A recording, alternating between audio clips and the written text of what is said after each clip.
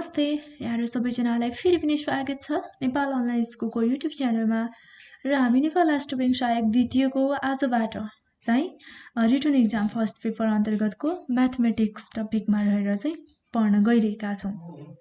So आउनुस् फर्स्टमा चाहिँ हामी म्याथमेटिक्समा कतिवटा युनिटहरु पढ्नुपर्ने हुन्छ, कतिवटा क्वेशन्सहरु कति मार्कको चाहिँ आउने छ भन्ने सम्बन्धमा चर्चा गरौं।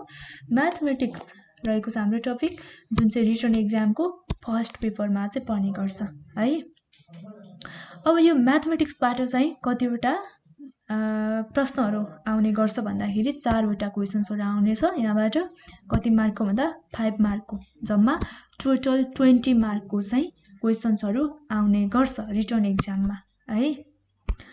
अब यो 20 मार्कको क्वेशन्सहरु कहाँबाट चाहिँ सोध्ने गर्छ अथवा हामीले यो क्वेशन्सहरु सल्भ गर्नको लागि चाहिँ कतिवटा युनिटहरु पढ्नुपर्ने हुन्छ भन्ने सम्बन्धमा फर्स्टमा हामीले युनिटरी मेथड पढ्नुपर्ने हुन्छ। त्यसपछि अर्को भनेको चाहिँ इन्ट्रेस्ट क्याल्कुलेसन जुन चाहिँ सिम्पल र कम्पाउन्ड इन्ट्रेस्ट रहेको छ यसको बारेमा नि पढ्नुपर्ने हुन्छ र अर्को छ टाइम एन्ड वर्क भनेको हामी यही युनिटरी मेथडमै पढ्ने छौं यसलाई चाहिँ है। त्यसपछि भनेको 4 नम्बरमा डिस्काउन्ट एन्ड कमिसनको बारेमा पढ्नुपर्ने हुन्छ, एरिया एन्ड मेजरमेन्ट, त्यसपछि mean median mode, standard deviation and price index. हामीले प्राइस इन्डेक्स भनेको चाहिँ इकोनोमिक्समा पनि कुरा गरेका थियौं है। यो चाहिँ हामी म्याथमै पढ्छौं भनेर जुन चाहिँ च्याप्टर नम्बर 6 मा रहेको छ यसको बारेमा नि पढ्ने छौं हामी। र 7 मा छ data collection, analysing and recording. यी सम्पूर्ण जम्मा कतिवटा 7 वटा च्याप्टरहरु भनेको चाहिँ 6 वटा च्याप्टरहरु हुन्छ। हामी यो च्याप्टर नम्बर 1 मा नै टाइम एन्ड वर्कलाई चाहिँ हामी समावेश गरेर पढ्ने छौं, यसै भित्र पर्ने गर्छ यो चाहिँ है। त्यसैले अब जम्मा हामीले चाहिँ 6 वटा च्याप्टरहरुमा चाहिँ डिस्कस गर्नुपर्ने हुन्छ अथवा यस राइटरसँग सम्बन्धित विभिन्न क्वेशन्सहरुलाई चाहिँ हामीले सल्भ गर्नुपर्ने हुन्छ। म्याथमा भनेको चाहिँ विशेष गरी न्यूमेरिकल क्वेशन्सहरु आउने गर्छ, त्यसैले गर्दा यहाँ प्र्याक्टिकली हामीले क्वेशन्सहरुलाई सल्भ गर्ने छौं है। अब यो थाहा पाइसकेपछि हामी सुरुमा चाहिँ युनिटरी मेथड्स र यसमा चाहिँ टाइम एन्ड वर्कसँग रिलेटेड क्वेशन्सहरुलाई आज हामी सल्भ गर्ने छौं। अब फर्स्टमा चाहिँ के बुझ्न जरुरी हुन्छ त हामीले भन्ने सम्बन्धमा विशेष गरी चाहिँ हामीले अब गणितका लागि चाहिँ साधारण 4 नियमहरु हुन्छन् है। यहाँलाई थाहा नै होला जहाँसम्म मलाई लाग्छ। त्यसमा चाहिँ के हुन्छ भन्दाखेरि एउटा भाग गर्ने हुन्छ है, त्यसपछि अर्को गुणन गर्ने हुन्छ, त्यसैगरी जोड हुन्छ र अर्को भनेको चाहिँ घटाउ हुन्छ। यो चाहिँ के भयो त भन्दाखेरि गणितको अथवा म्याथको चाहिँ एकदमै सिम्पल र विशेष गरी साधारण 4 नियमहरु।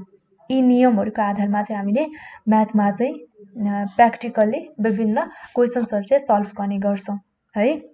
अब यसमा चाहिँ अब दुईवटै धनात्मक भनेको चाहिँ पोजिटिभ है।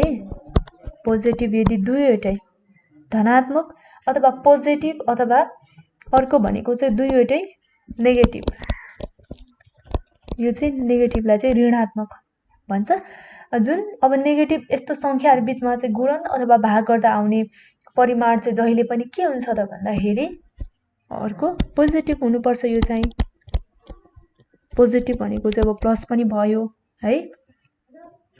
अनि अब एउटा संख्या ऋणात्मक भनेको चाहिँ एउटा चाहिँ नेगेटिभ है, एउटा नेगेटिभ र अर्को भनेको चाहिँ पोजिटिभ, अर्को पोजिटिभ भयो भने अब तिनीहरु बीचमा एउटा नेगेटिभ र अर्को पोजिटिभहरुको बीचमा भाग अथवा गुणन गर्दा चाहिँ आउने परिमाण चाहिँ के हुन्छ त जहिले पनि नेगेटिभ हुनुपर्छ अथवा नेगेटिभ हुन्छ। यो चाहिँ यसलाई चाहिँ माइनस है। अनि त्यसैगरी अर्को कुरा के पनि बुझिराखौं भन्दाखेरि कुनै पनि अब संख्याहरुलाई चाहिँ 1 ले अथवा त्यही संख्याले है मात्रै भाग जान्छ भने चाहिँ त्यो संख्या चाहिँ के हो त भन्दाखेरि ऋण संख्या भनेको चाहिँ के हो त भन्दाखेरि प्राइम नम्बर है। 1 ले अथवा त्यही संख्याले मात्रै भाग जान्छ भने। अब यहाँ जुन ब्र्याकेटहरुको पनि कुरा गरौँ है। जुन चाहिँ अब बक्स भित्रको कामहरु हामीले गर्दाखेरि कुन कुन ब्र्याकेटहरुको चाहिँ कामलाई चाहिँ हामी सिरियली रूपमा गर्नुपर्छ भन्ने सम्बन्धमा पनि जानिहालौं। यसमा चाहिँ अब सबैभन्दा पहिले चाहिँ सानो कोष्टक भनेको चाहिँ सानो ब्र्याकेट को, त्यसपछि हामीले मझौला ब्र्याकेट को है, त्यसपछि मात्रै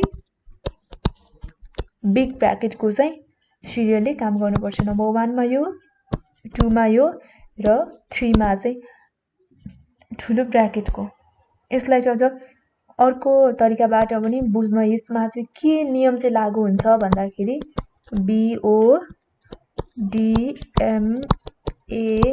BODMAS बोधमास भन्ने नियम चाहिँ लागू हुन्छ। अब यसको चाहिँ के हो त भन्दाखेरि B को चाहिँ ब्र्याकेट हो ब्र्याकेट। त्यसपछि O को के हो अफ, जुन चाहिँ ब्र्याकेटलाई हामीले हटाउनु पर्छ है। त्यसपछि D को चाहिँ डिभिजन, भाग गर्नु पर्यो हामीले। M को के हो त मल्टिप्लिकेसन।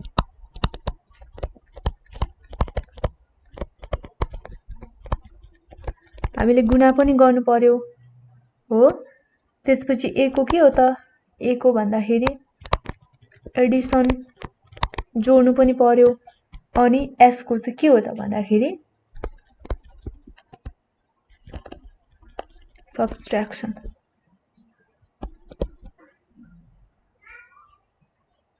ओके, हामीले चाहिँ यो नियममा आधारित रहे चाहिँ हिसाबहरू गर्नुपर्ने हुन्छ। थाहा पाइसक्नु भयो, ब्र्याकेट अफ, डिभिजन, त्यसपछि मल्टिप्लिकेसन अनि एडिसन र सब्स्ट्र्याक्सन गरेर चाहिँ हामीले म्याथमा चाहिँ विभिन्न क्वेसन्सहरूलाई सल्भ गर्नुपर्ने हुन्छ। यो चाहिँ सामान्य नियम है सरलीकरणको। अब यति भइसकेपछि अब चाहिँ हामी युनिटरी मेथड र टाइम एन्ड वर्कको सम्बन्धमा कुरा गरौँ है। अब यहाँ मैले लेखेकी छु विभिन्न वस्तु तथा परिमाणको प्रति एकाइ दर गणना गर्ने तरिका अथवा विधि चाहिँ के हो त युनिटरी मेथड हो। यसको बारेमा हामी विभिन्न क्वेसन्सहरू सल्भ गर्नेछौँ एकैछिनमा। अब यसमा चाहिँ परिमाण र मूल्य बीच चाहिँ के हो त भन्दाखेरि विवरण।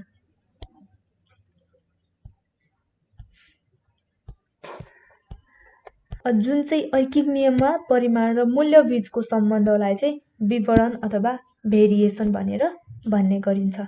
अनि अर्को भनेको चाहिँ एउटा बढ्दा अर्को पनि बढ्ने र एउटा घट्दा अर्को पनि घट्ने, त्यस्तो सम्बन्ध चाहिँ के हो त भन्दाखेरि त्यस्तो दुई राशि बीचको सम्बन्धलाई चाहिँ प्रत्यक्ष विवरण अथवा डाइरेक्ट अर पोजिटिभ भेरिएसन भनेर भनिन्छ भने अब यसमा चाहिँ दुई राशिहरू बीचमा चाहिँ एउटा बढ्दा अर्को चाहिँ घट्ने गर्छ। माथि चाहिँ एउटा बढ्दाखेरि बढ्ने नै हुन्थ्यो पोजिटिभमा, एउटा घट्दाखेरि अर्को पनि घट्ने नै हुन्थ्यो है। यसमा चाहिँ अब के हुन्छ, एउटा बढ्दाखेरि अर्को घट्छ र अर्को घट्दाखेरि त्यसपछि के हुन्छ अर्को फेरि बढ्छ। यो चाहिँ के हो त इन्डाइरेक्ट भनेको चाहिँ नेगेटिभ भेरिएसन यो भयो। र यो चाहिँ भयो ऐकिक नियम यानि कि युनिटरी मेथडसँग सम्बन्धित केही बेसिक इन्फर्मेसनहरू है। अब यति भइसकेपछि अब चाहिँ हामी क्वेसन्सहरू सल्भ गर्नेछौँ। कतिवटा क्वेसन सक्छौँ हामी गर्दै जानेछौँ। अब फर्स्टमा चाहिँ एकदमै सजिलो क्वेसन हेर्छौँ। 1 नम्बरमा चाहिँ ऐकिक नियम यानि कि युनिटरी मेथडसँग सम्बन्धित रहेको छ यो क्वेसन चाहिँ। म एउटा क्वेसन लेख्छु। 20 वटा किताबको, फर्स्टमा चाहिँ हामी एकदमै बेसिक सजिलो क्वेसन्सलाई चाहिँ स्टार्ट गर्छौँ है। 20 वटा किताबको मूल्य रु कति पर्छ 600 पर्छ भने अब 50 वटा किताबको मूल्य कति पर्छ। किताबको मूल्य कति पर्छ है। यहाँ क्वेसन्सले के भनेको छ 20 वटा किताबको मूल्य कति पर्छ 600 पर्छ रु भने अब 50 वटा किताबको मूल्य चाहिँ कति पर्छ त। हामीले 50 वटा किताबको प्राइस निकाल्नु पर्ने हुन्छ यहाँ चाहिँ है। अब हामी यसलाई सल्भ गरौँ। सोलुसन अब यहाँ के हुन्छ भन्दाखेरि हामीलाई क्वेसन्समै दिएको छ 20 वटा किताबको मूल्य कति छ रु 600 छ। त्यसैले लेखौँ 20 वटा किताबको मूल्य इक्वल्स टु रु 600 यो हामीलाई क्वेशन्समै दिएको छ है 20 वटा किताबको मूल्य रु 600 हो अब एउटा किताबको मूल्य निकालौं कति हुन्छ एक वटा किताबको मूल्य इक्वल्स टु रु कति हुन्छ 600 ओपन 20 है अब यही गरौँ यही साइडमा इक्वल्स टु अब 20 ले 600 लाई भाग गर्दा कति पटक भाग जान्छ त यो चाहिँ कति हुन्छ रु 30 कति हुन्छ 30 टाइम्स चाहिँ भाग जान्छ है त्यसैले अब हामीले एउटा किताबको मूल्य कति पर्दो रहेछ रु 30 हो अब एउटा किताबको मूल्य आइसकेपछि हामीलाई 50 वटा किताबको मूल्य पत्ता लगाउन गाह्रो हुन्न हामीले एउटा किताबको प्राइस निकालिसकेका छौं त्यसैले अब 50 वटा किताबको मूल्य बराबर कति हुन्छ रु 30 भनेको एउटा किताबको मूल्य इन्टु हामीलाई निकाल्नु पर्ने कतिवटा किताबको छ 50 वटा किताबको मूल्य हो नि त्यसैले 50 अब गुणा गर्नुस् कति हुन्छ 5 × 15 र 1500 हाम्रो आन्सर है यो भनेको एकदमै सिम्पल भयो जुन चाहिँ 20 वटा किताबको मूल्य 600 पर्छ भने 50 वटा किताबको मूल्य कति पर्दो रहेछ त रु 1500 पर्दो रहेछ है यही हाम्रो आन्सर हो अब अर्को क्वेशन हेरौं नम्बर 2 मा नम्बर 2 मा चाहिँ क्वेशन रहेको छ 3 वटा पेन र 5 वटा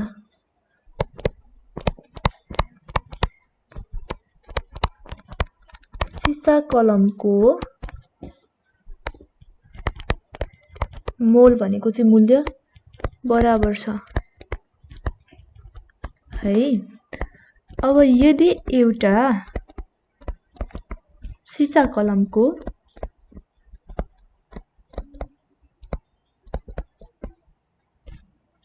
मूल्य रु 3 पर्छ भने पेनको मूल्य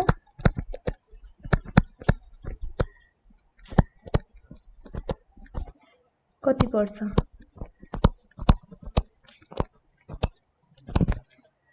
अब यहाँ प्रश्नमा के छ भने 3 वटा पेन र हेर्नुस् है 3 वटा पेन र 5 वटा सिसा कलमको प्राइस चाहिँ इक्वल छ बराबर छ है अब यदि एउटा सिसा कलमको मूल्य हामीलाई सिसा कलमको एउटा मूल्य चाहिँ दिएको छ कति दिएको छ रु 3 एउटाको त्यति पर्छ भने अथवा 3 रुपैयाँ पर्छ भने पेनको मूल्य चाहिँ कति पर्छ भनेर प्रश्नले सोधेको छ अब यसलाई पनि सल्भ गरौँ है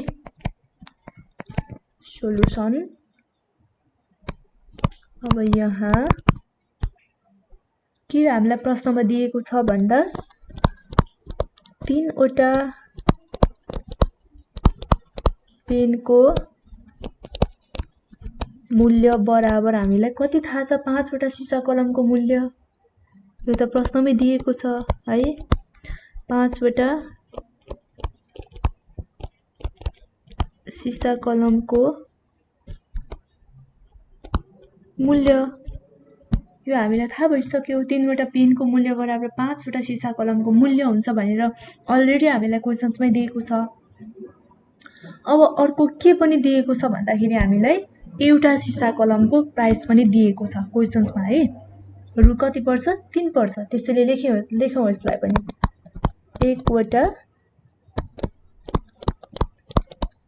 सिसा कलमको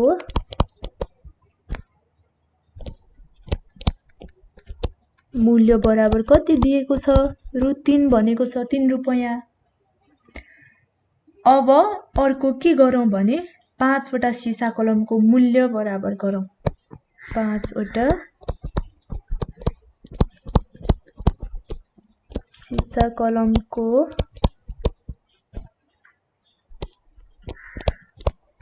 मूल्य बराबर कति गरौँ? एउटा सिसा कलमको मूल्य कति हो? रु3 हो है। त्यसैले सुरुमा एउटाको रु3 हामीले कतिवटाको निकाल्दैछौँ? 5 वटाको। त्यसैले 5 कति गरौँ? 5 तिया 15 रुपैयाँ भयो है। अब के बुझ्नु पर्यो भन्दाखेरि हामीले प्रश्नमा 3 वटा पेन बराबर 5 वटा सिसा कलमको मोल बराबर हुन्छ। हामीले 5 वटा सिसा कलमको मूल्य निकालिसक्यौं। कति आएको छ? 15 रुपैयाँ हो। त्यसपछि अब हामीले के बुझ्नु पर्यो भन्दाखेरि देयरफोर 3 वटा पेन बराबर 5 वटा सिसा कलमको मूल्य बराबर बनेको छ। त्यसैले गर्दा यहाँ के हुन्छ? 3 वटा पेनको मूल्य कति हुन्छ भन्दाखेरि क्वेशन्सले भने अनुसार 5 वटा सिसा कलमको मूल्य बराबर हुन्छ भन्नेको मतलब 3 वटा पेनको मूल्य बराबर कति हुन्छ? रु 15 नै हुन्छ। त्यसैले हाम्रो आन्सर यो नै हो है। अब यसै गरी तेस्रो नम्बरको प्रश्न पनि हामी सल्भ गर्छौं। यसमा चाहिँ 6 जना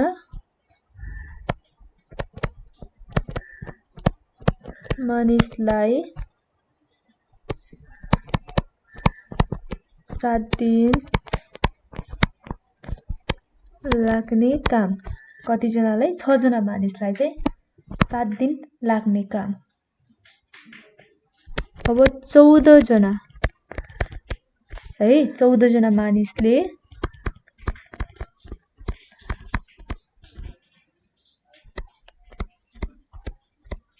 कति दिनमा गर्न सक्छ?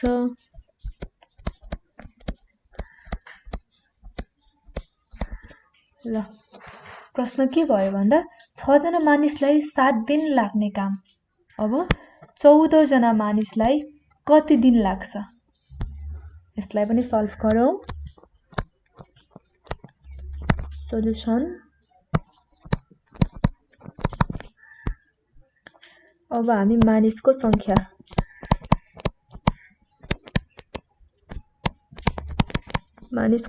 कति रहेको छ? 6 जना र अर्को 14 जना छ है। 6 त्यसपछि 14 अनि अब यतापट्टि लाग्ने दिन लेखौं। लाग्ने दिन कति दिएको छ? हामीलाई 7 दिन दिएको छ। अर्को निकाल्नु पर्ने छ 7 दिन, अर्को वाट कति हो है। अब यसलाई चाहिँ हामीले एकदमै सर्टकटमा एकदमै सिम्पल मेथडमा चाहिँ गर्न सक्छौं, जुन चाहिँ हामीले आवश्यक दिन यानी कि 14 जना मानिसलाई लाग्ने कति दिन हो त? कति दिनमा चाहिँ 14 जना मानिसले अर्को 6 जना मानिसलाई चाहिँ 7 दिन लाग्ने काम चाहिँ गर्न सक्छ भन्ने सम्बन्धमा है।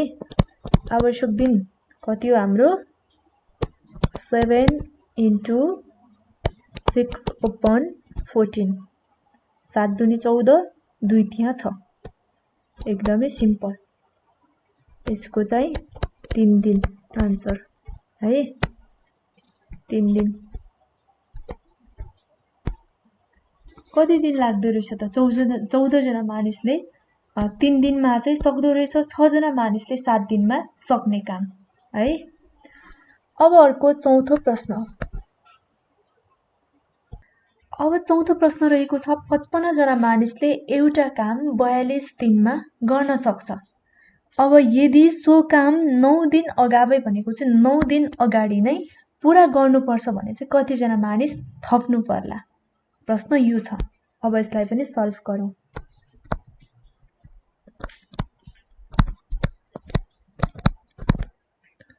अब यहाँ कति जना मानिसले कति दिनमा काम पूरा गर्न सक्छ? हामीलाई दिएको छ 55 जना मानिसले 42 दिनमा एउटा काम पूरा गर्न सक्छ।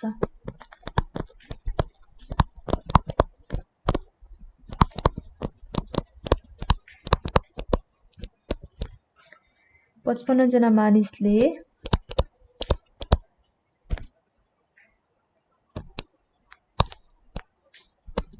42 दिनमा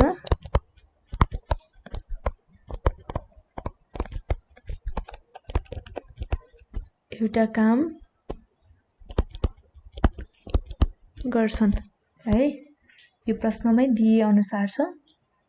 अब यही काम अथवा सो काम चाहिँ पूरा गर्न 9 दिन अगावै 9 दिन अगाडि नै पूरा गर्न चाहिँ कति दिन लाग्छ त्यो निकालौं। सो काम 9 दिन अगावै अर्थात् यसलाई चाहिँ कसरी कति दिन हो एक्चुअल भन्दाखेरि 42 माइनस 9 गर्ने कति दिन हुन्छ त 33 दिन हुन्छ हो। 33 दिनमा चाहिँ सक्ने गर्नु पर्यो है। अब आवश्यक थप गर्नुपर्ने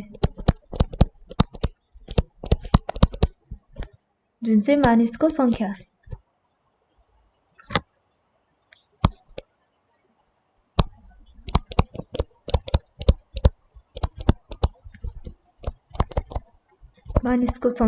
है, जुन चाहिँ आवश्यक पर्ने मानिसको संख्या चाहिँ हामीले निकाल्नु पर्ने छ। यसलाई वाच गरौँ। अब काम सक्ने दिन कति हो त 33 दिन भयो है।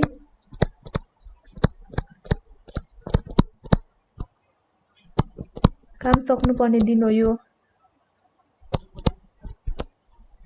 42 माइनस 9 इक्वल्स टु 33 दिन भनेको चाहिँ काम सक्नुपर्ने दिन हो।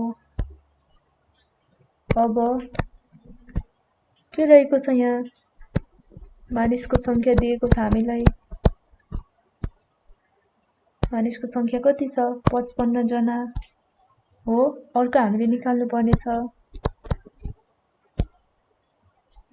यसपछि यता दिन लेखौं। दिन कति दिन छ 55 जनालाई 42 दिन लाग्छ हो। 42 दिन लाग्छ यो। अनि अर्को हामीले कति निकाल्यौं 33 दिन पनि निकालिसकेका छौं। तर कति मानिस त्यो निकाल्न बाँकी छ यसलाई पनि लेखौं 33। यसलाई वाट गरौँ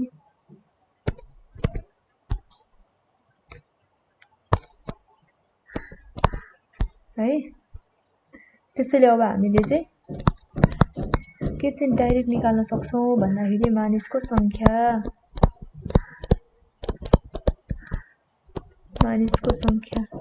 है। संख्या चाहिँ कति छ त मानिसको संख्या 55 इन्टु 42 हो ओपन 33 इक्वल्स टु कति हुन्छ भन्दाखेरि यसको 70 जना हुन्छ है। यसलाई मल्टिप्लाई गरेर डिभाइड गर्दाखेरि 70 जना आउँछ। सेकेन्ड जुन चाहिँ रिटर्न एक्जाममा चाहिँ क्याल्कुलेटर युज गर्न पाइन्छ तर प्री टेस्टमा चाहिँ पाइदैन। त्यसैले क्याल्कुलेटर हुन्छ तपाईहरुसँग। यसलाई चाहिँ मल्टिप्लाई गर्नुस् त्यसपछि डिभाइड गर्नुस् 70 जना आउँछ है। अब थप गर्नुपर्ने मानिसको संख्या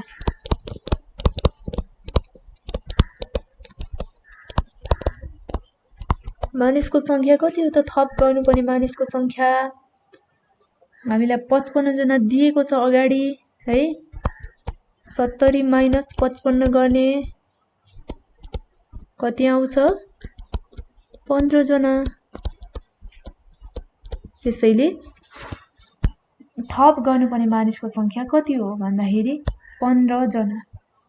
यो चाहिँ 9 दिन अगाडि नै काम सक्नको लागि चाहिँ 15 जना मानिस थप्नु पर्यो। जुन चाहिँ 55 जना मानिसले 42 दिनमा गर्ने काम है। त्यसैले हाम्रो राइट आन्सर भनेको 15 जना। अब यसैगरी 5औं प्रश्न पनि हामी सल्भ गर्छौं। म प्रश्न लेख्छु यहाँ 12 केटी अथवा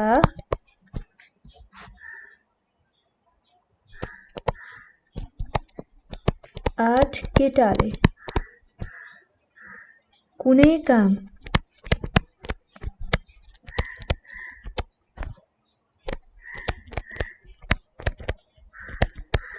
3 दिनमा सिद्ध्याउँछन् हो 12 केटी अथवा 8 केटाले कुनै काम 3 दिनमा सिद्ध्याउँछन्। अब 6 केटी र 4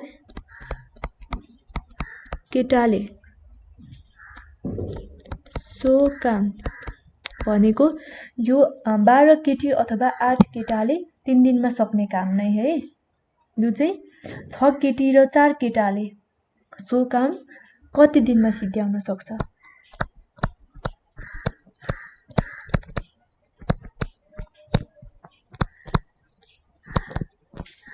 कति दिनमा सिद्ध्याउँछन्? यसलाई पनि अब सल्भ गरौँ। सोलुसन यहाँ हामीलाई प्रश्नमा के दिएको छ? 12 केटी अथवा 8 केटाले कुनै काम 3 दिनमा गर्न सक्छ। त्यसैले 12 केटी इक्वल्स टु के हो? 8 केटा। अनि अब एक केटीले कति काम गर्छ निकालौं। एक केटी इक्वल्स टु 8 ओपन, यसलाई ल्याउँ यहाँ मुनि, 12 केटा हुन्छ हो। अब 6 केटी 6 केटी इक्वल्स टु कति हुन्छ? 6 इन्टु 8 ओपन 12 हुन्छ इक्वल्स टु कति हुन्छ? 6 दुनी 12 है। अनि 4 दुनी 8 भनेको 4 केटा हुन्छ। यसको 4 केटा। त्यसैले गर्दा के हुन्छ भन्दाखेरि 4 केटा प्लस 6 केटी बराबर के हुन्छ? 4 केटा प्लस 4 केटा भनेको चाहिँ हामीलाई प्रश्नमा के दिएको छ भन्दाखेरि जुन चाहिँ 6 केटीले है 6 केटीले अथवा 8 केटाले कुनै काम 3 दिनमा सक्छ भनेको चाहिँ अब 6 केटी र 4 केटाले सो काम चाहिँ कति दिनमा सक्छ भन्ने कुरा चाहिँ सोधेको छ। त्यसैले 4 केटा भनेको चाहिँ कति हो? 4 केटा भयो। अर्को 6 केटी 4 केटा इक्वल्स टु चाहिँ कति हुन्छ त भन्दाखेरि 8 केटा। यहाँ 4 केटा र 4 केटा गरेर 8 केटा भएको छ है। र प्रश्न अनुसार हामीलाई के दिएको छ भन्दाखेरि 12 केटी अथवा 8 केटाले कुनै काम 3 दिनमा गर्न सक्छ भनेको छ। र सोही काम चाहिँ 6 केटी र 4 केटाले कति दिनमा गर्न सक्छ भनेर प्रश्नले सोधे अनुसार हामीले 4 केटा निकालिसकेका छौं। त्यसै 8 केटा निकालिसकेका छौं। चाहिँ 6 केटी र 4 केटाले सो काम कति दिनमा गर्न सक्छ? 4 केटा र 6 केटी इक्वल्स टु हामीले 4 केटा प्लस 4 केटा गरेर 8 केटा निकालिसकेका छौं। त्यसैले अब 8 केटाले पनि यो 3 दिनमा काम गर्न सक्छ है। प्रश्न अनुसार हामीले निकालिरहेका छौं। प्रश्न अनुसार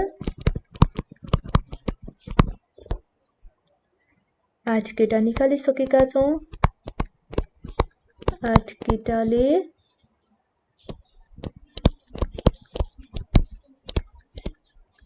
कुनै काम 3 दिनमा गर्न सक्छ प्रश्न अनुसार है। त्यसैले गर्दा तसर्थ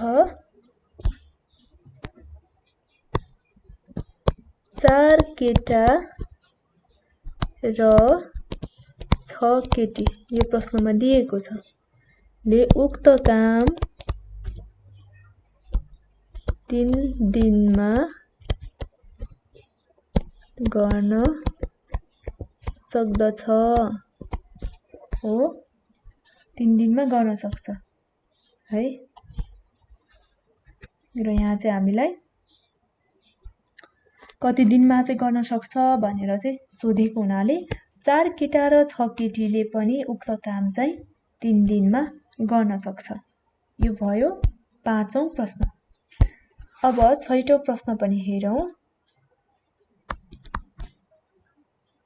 ओके, यहाँ प्रश्न के रहेको छ भन्दाखेरि बैंकमा 9 जना कर्मचारीहरूलाई प्रतिदिन 10 घण्टाका दरले काममा लगाउँदा हिसाब मिलान गर्दाखेरि 8 दिनमा समाप्त गर्दा रहेछन् है। अब सो काम कति जनालाई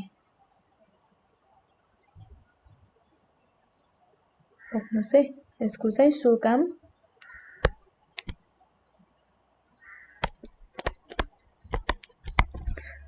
चाहिँ 6 जना कर्मचारीलाई चाहिँ 30 दिन लाग्न सक्छ। अब तिनीहरूले चाहिँ प्रति घण्टा अथवा प्रतिदिन चाहिँ कति घण्टा काम गर्नु पर्ला, जुन चाहिँ 6 जना कर्मचारीलाई 30 दिनमा सक्नको लागि। यसलाई सल्भ गरौँ।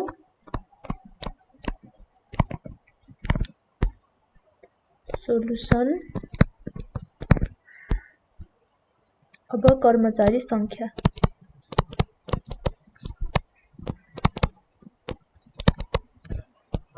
संख्या कति छ? एउटा 9 जना छ हो, अर्को भनेको 6 जना छ। 6 जना। अब दिन, त्यसपछि यहाँ घण्टा।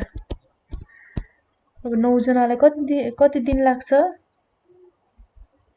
8 दिन लाग्छ है। 8 दिन लाग्छ। कति घण्टा? 10 घण्टाका दरले 10 घण्टा लाग्छ। त्यसपछि 6 जनालाई कति दिन लाग्छ? 30 दिन लाग्छ। तर घण्टा चाहिँ कति हामीले निकाल्नु पर्ने हुन्छ? यसलाई चाहिँ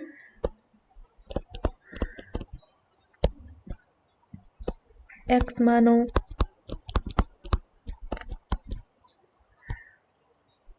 अब यहाँ चाहिँ जुन कर्मचारी संख्या र दिनसँग घण्टा अप्रत्यक्ष चर भएकोले गर्दा हामीले यसलाई चाहिँ कसरी गर्छौं भन्दाखेरि x open 10 equals to 9 open 6 into 8 open 30 और x equals to गुना गरौँ 8 9 72 30 छका कति हुन्छ? 180 इन्टु हाम्रो बाँकी 10, यसलाई 10 है। अब यति गर्दा कति आउँछ त? 72 डिवाइडेड 180 इन्टु 10 गर्दाखेरि 4 घण्टा आउँछ। 4 घण्टा। Therefore अत आवश्यक समय भनेको कति हो त हाम्रो? 4 घण्टा है। यो चाहिँ सोही काम 6 जना कर्मचारीलाई 30 दिनमा गर्न उनीहरूले प्रतिदिन कति घण्टा काम गर्नुपर्छ? प्रतिदिन 4 घण्टाको दरले काम गर्नुपर्छ।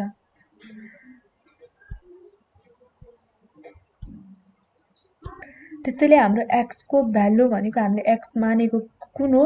जुन चाहिँ 6 जना कर्मचारीलाई 30 दिनमा सक्ने काम। यसको चाहिँ हामीले भ्यालु कति निकालेका छौं त भन्दाखेरि 4 घण्टा निकालेका छौं है। हामीले यसलाई चाहिँ x मानेका थियौं अघि, जुन चाहिँ यो अप्रत्यक्ष चर भएकोले।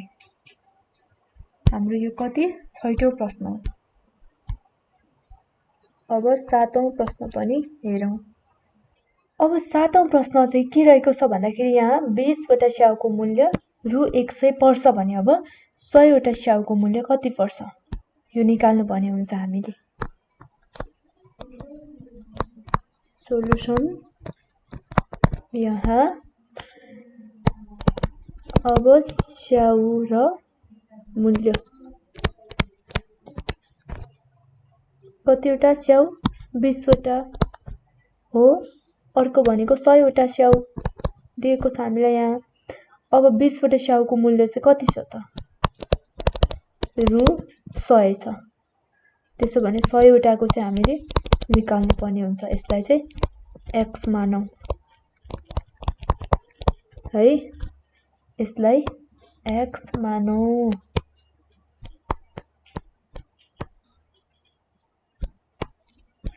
ल अब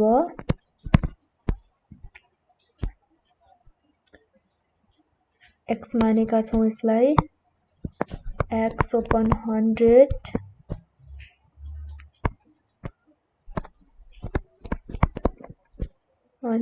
equals to 20 upon 100 है। अब हामी चाहिँ सुरुमा पत्ता लगाउनु पर्नेलाई चाहिँ लेख्छौं।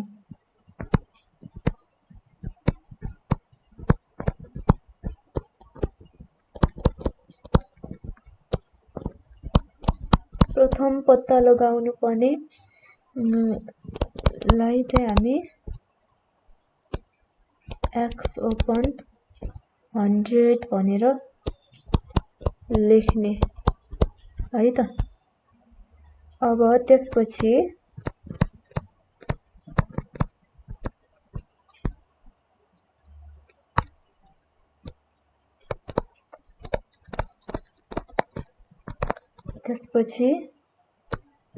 जुन स्याउ र मूल्य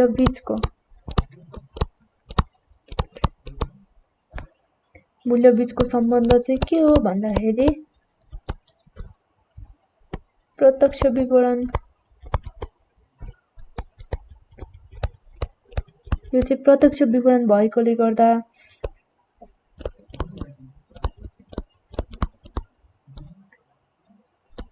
जुन चाहिँ x तिरकोलाई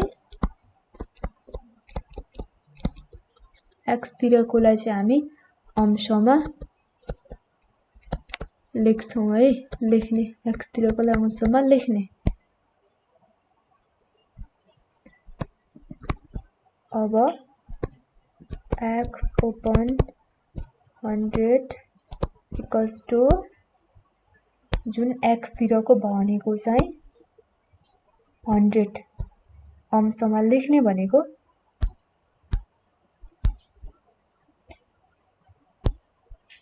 100 लाई माथि upon 20 और 20x भयो equals to कति हुन्छ 100 into 100 10,000 हुन्छ हो। और x equals to 10,000 upon 20 therefore x equals to कति हुन्छ 500। त्यसैले गर्दा हामीले x को भ्यालु निकालिसकेका छौं 500। त्यसैले अब 100 वटा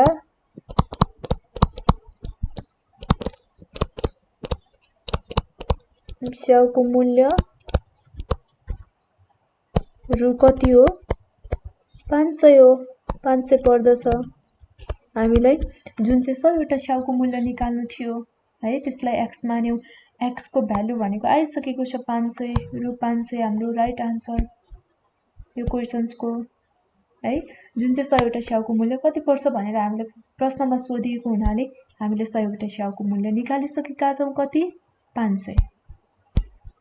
यो चाहिँ हाम्रो 7औं प्रश्न। अब 8औं प्रश्न। अब 8औं प्रश्न मैले लेखेकी छु यहाँ 15 जना मानिसले कुनै काम 10 दिनमा गर्न सक्छ। कति जनाले 15 जनाले है 10 दिनमा गर्न सक्छ भने सो काम सक्नलाई 30 जना मानिसलाई कति समय लाग्ला। अब यसलाई पनि सल्भ गरौँ।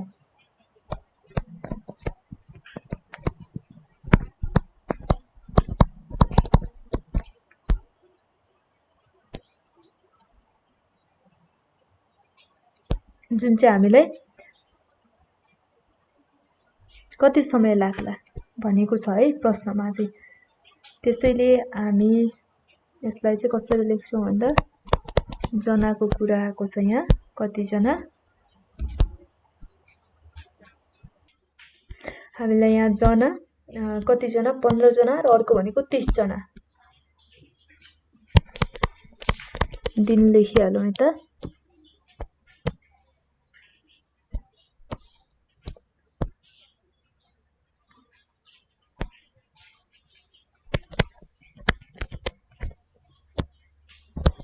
पन्ध्र 30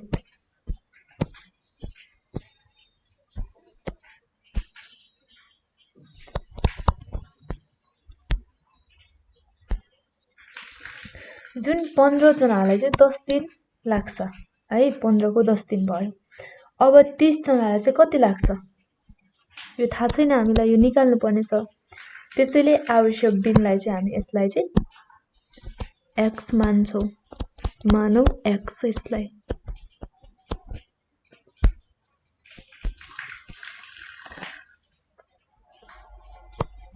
अब यहाँ यो जना मानिस र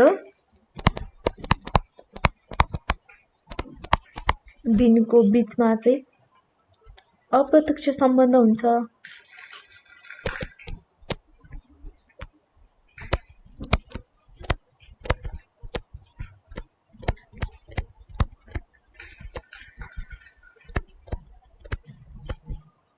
त्यसैले के भयो भन्दाखेरि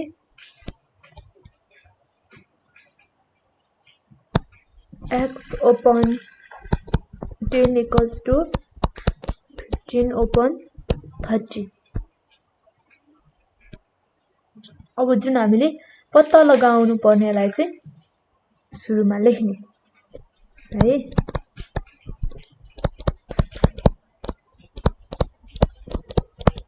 पत्ता लगाउनु पर्नेलाई हामीले कसरी लेख्ने x upon 10 हो।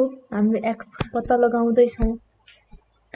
अब के हुन्छ भन्दाखेरि यो अप्रत्यक्ष सम्बन्ध भएकोले जना र दिनको अप्रत्यक्ष सम्बन्ध भएकोले गर्दा जुन x तिरको चाहिँ हामी हरमा लेख्छौँ है। जुन चाहिँ यो x तिरको यसलाई चाहिँ हरमा लेख्छौँ। और x upon 10 equals to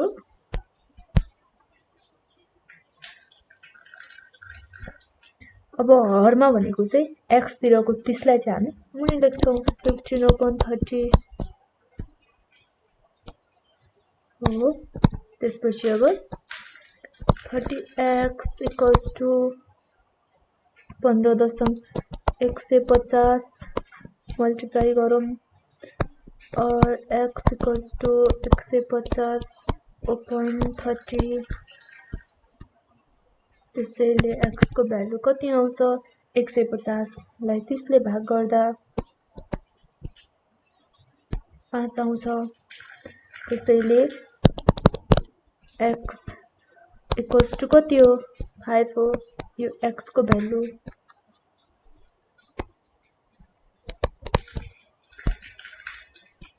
त्यसैले अत 30 जना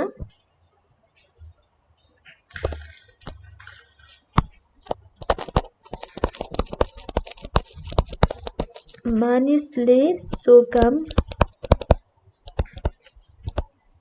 कति दिनमा गर्न सक्छ भन्दाखेरि 5 दिनमा गर्न सक्दछ।